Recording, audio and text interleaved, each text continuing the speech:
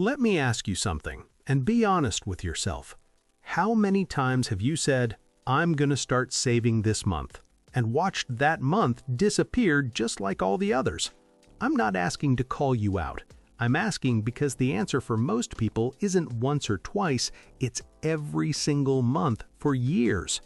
And you're not lazy. You go to work, you pay your bills, you try to make it stretch, but something always comes up. The car, the medical bill, the grocery run that costs $60 more than you expected.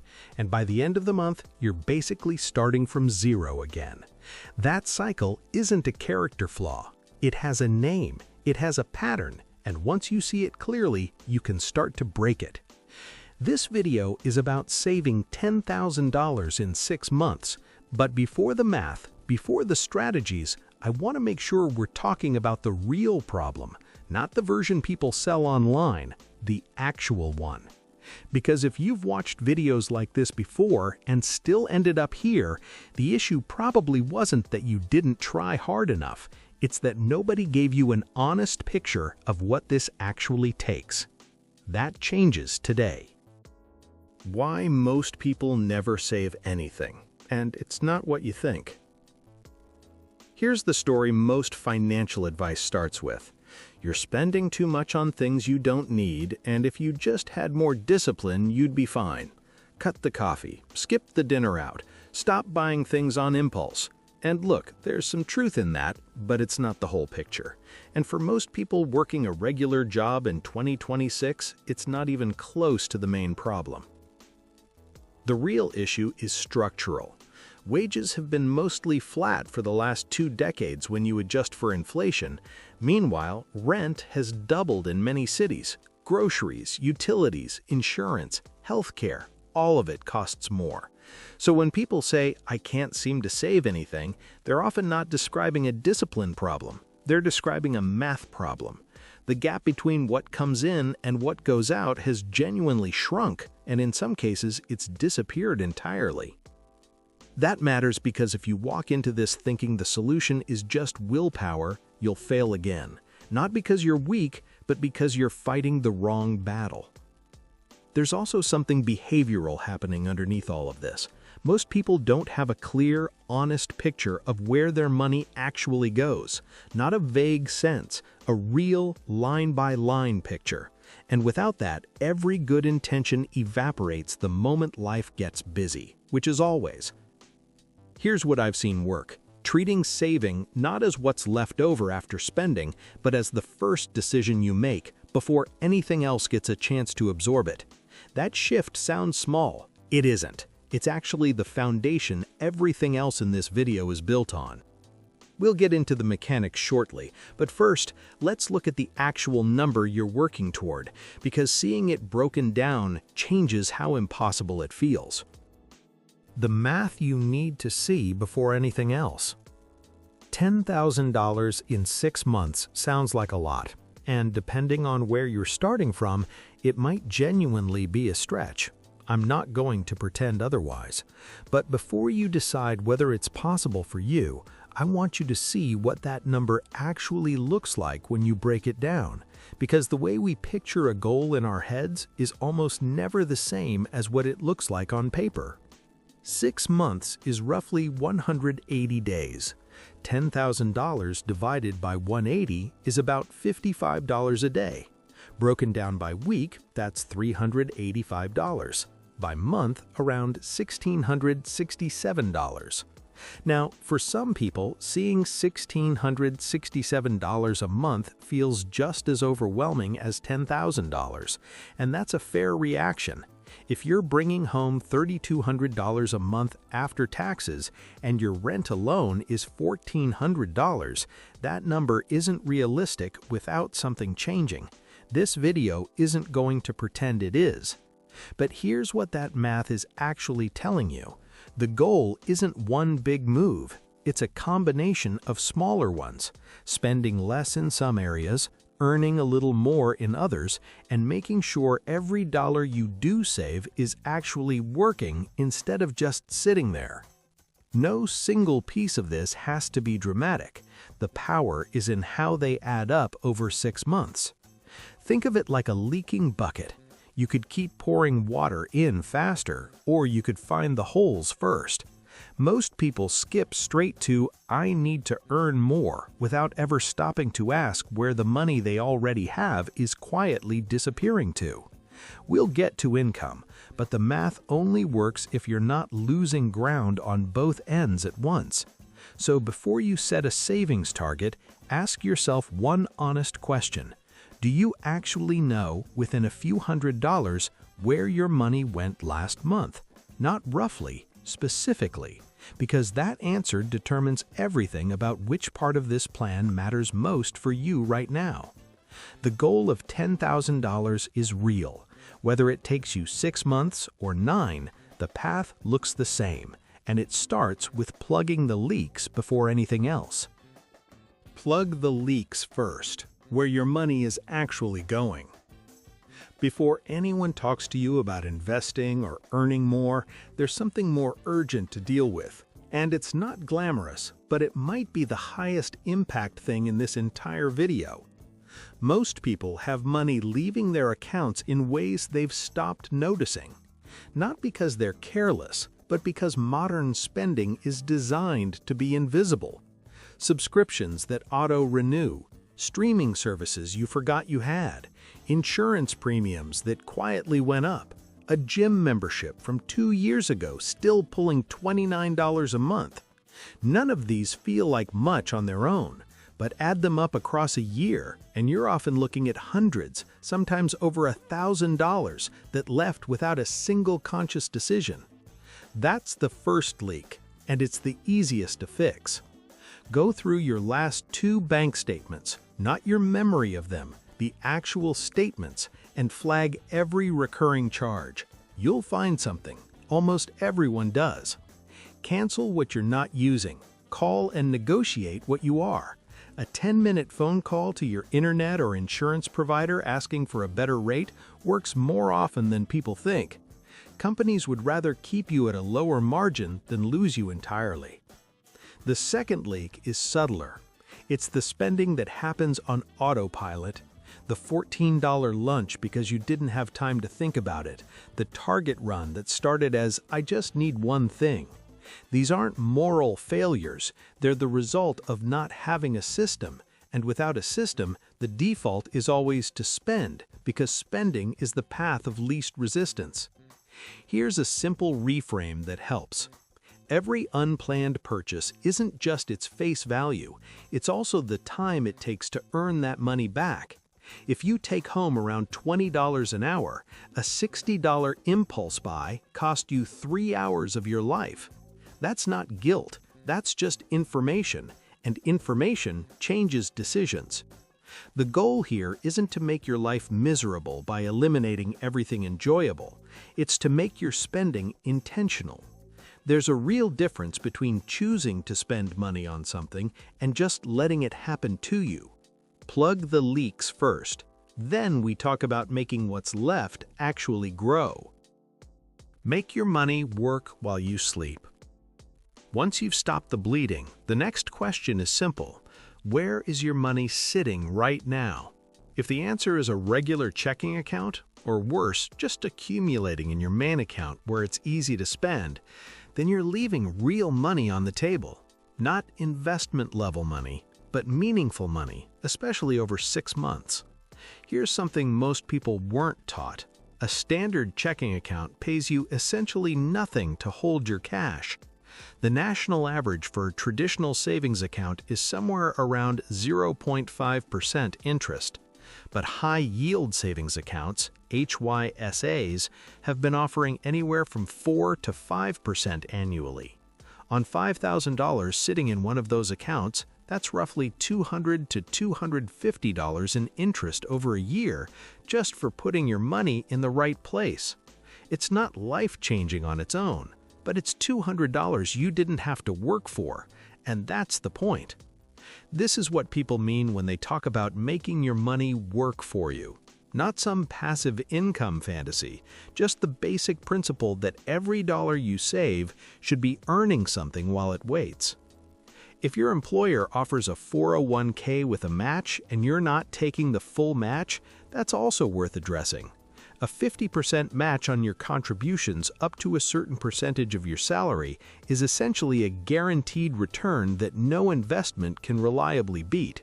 If that option is available to you and you're not using it, it's worth at least understanding what you're leaving behind. For money you won't need for several years, a Roth IRA or a simple index fund introduces you to compound growth, where your returns start generating their own returns over time. The math on compounding is slow at first and then quietly extraordinary, but it requires patience and it requires starting. Those two things stop more people than the complexity ever does. None of this requires a financial advisor or a large sum to begin. Many HYSAs have no minimum balance. Many brokerage accounts let you start with $1. The barrier is almost never what people think it is. The shift here is mental as much as practical. Stop thinking of saving as money you're setting aside and start thinking of it as money you're putting to work with a job to do. Increasing your income. The realistic version.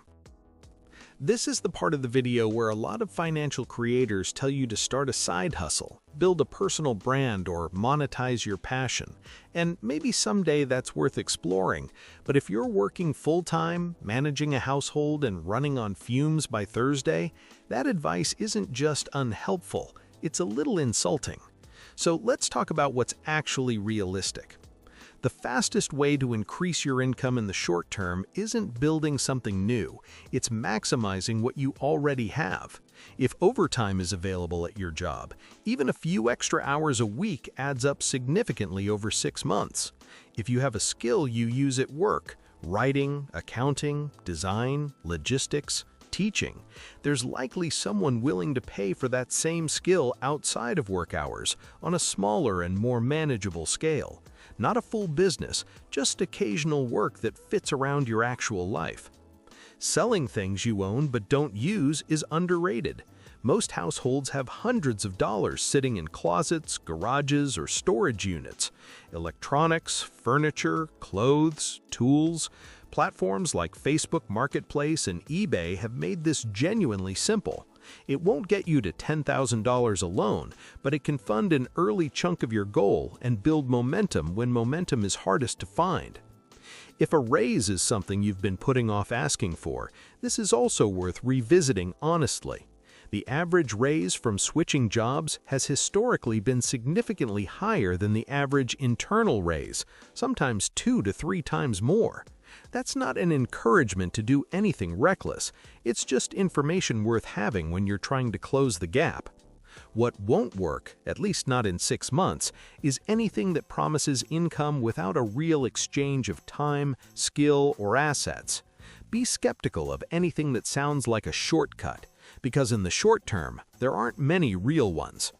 The honest truth is that for most people, closing the gap to $10,000 will require both sides of the equation, spending less and earning a bit more.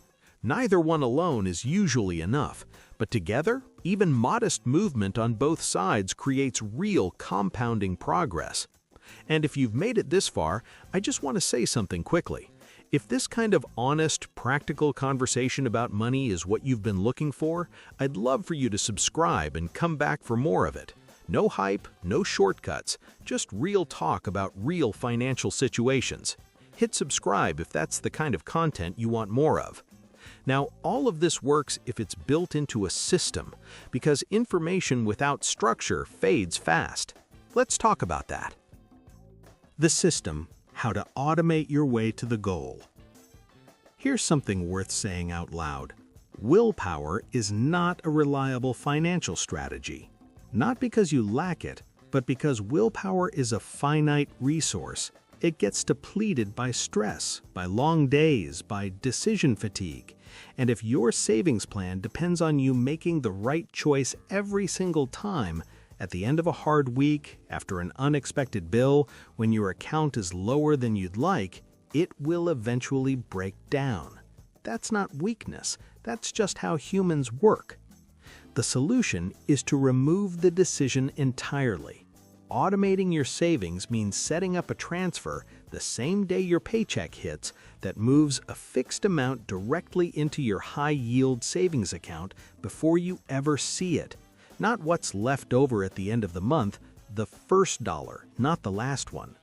Most banks and credit unions make this straightforward to set up in under 10 minutes. If your employer allows direct deposit splits, you can have it go directly there without ever touching your checking account. This works because it changes the baseline. Instead of starting the month with your full paycheck and trying to resist spending it, you start with less, and you adjust to that number naturally over time.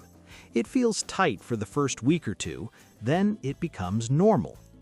The second part of the system is creating friction around impulsive spending.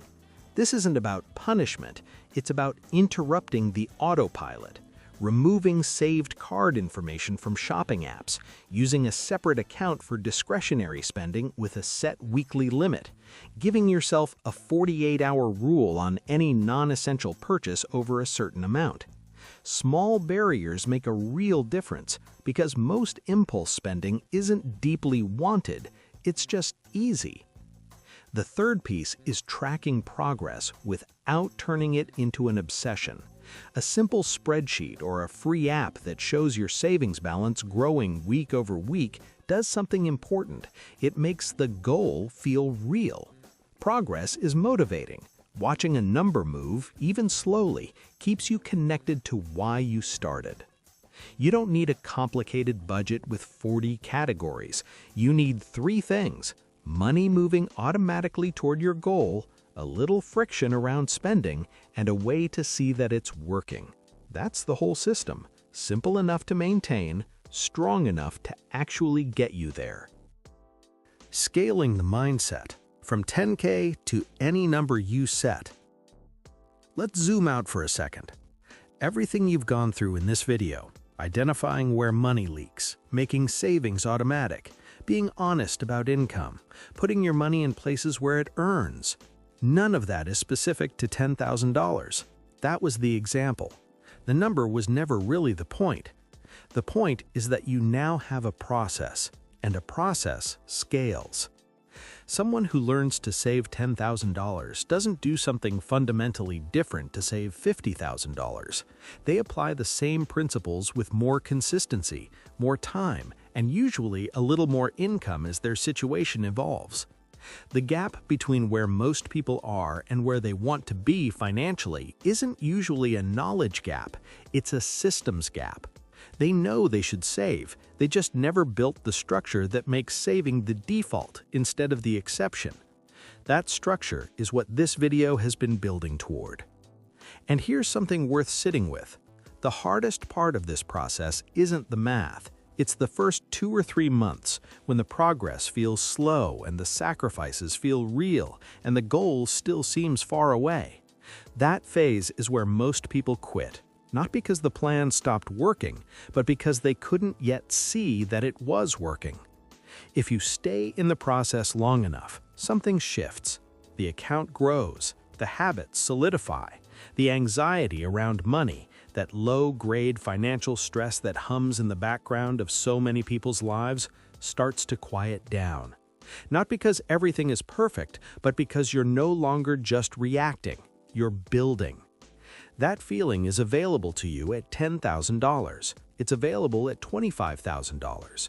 It doesn't require a 6-figure salary or a windfall or a lucky break. It requires a system you actually follow, applied consistently over time.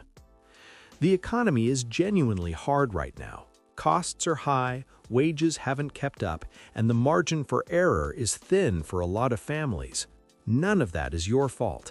And nothing in this video is meant to suggest otherwise. But within the reality you're actually living in, there is room to move. Maybe not as fast as you'd like, but forward. And forward consistently is how every meaningful financial goal gets reached. So here's where we are. You now know why the generic advice never worked, because it was treating a systems problem like a discipline problem. You've seen the math broken down into something real and manageable. You know where money quietly disappears, how to make what you save actually grow, how to look at income honestly without romanticizing it, and how to build a structure that doesn't depend on you being perfect every single day. That's not a small thing. Most people go years without having this picture laid out clearly in front of them. But I want to be honest with you about one more thing before you close this video. Knowing this isn't enough. Information without action has a very short shelf life. The people who actually reach goals like this aren't the ones who watched the most videos or read the most articles. They're the ones who did something small today and then kept going. So here's your next step. Just one. Open your bank account and look at what's been leaving on autopilot. Subscriptions, recurring charges, anything you didn't consciously decide to spend this month. That's it. That's the first move. It takes 15 minutes and it will show you something real. From there, everything else in this video becomes a next step you can actually take. Not all at once, not perfectly, but steadily. The goal of $10,000 is real. The timeline might flex depending on where you're starting from, and that's okay. What matters more than the number is that you stop leaving your financial future to whatever's left over at the end of the month and start treating it like the priority it actually is. You've been dealing with financial pressure long enough. It's time to start building something that works.